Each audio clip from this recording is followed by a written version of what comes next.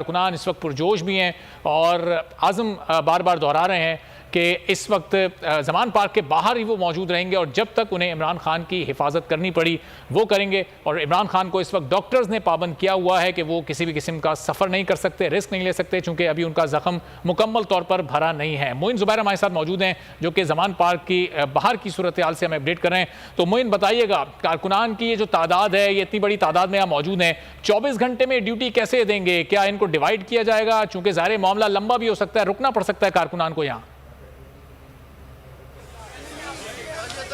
जी, यहाँ पर जो आपकी आवाज़ है वो बहुत कम आ रही है, लेकिन जितना आपका सवाल मैं समझ सका हूँ उसके मुताबिक जो यहाँ पर वर्कर्स हैं वो अभी भी उनकी तादाद जो है वो बढ़ती जा रही है। अभी हम मेरे सामने जो मंजर है वो ये है कि जो मेन ज़मान पार्क की रोड है वहाँ से तहरीक इंसाफ के वर्कर्स इस रिहाइशगाह की तरफ उनकी तादाद बढ़ी जा रही है। हम देख रहे हैं कि सदर जो तहरीक इंसाफ लाहौर के हैं इम्तियाज़ शेख, वो भी इस वक्त यहाँ पर आ चुके हैं। छोटे बच्चे मौजूद हैं। अगर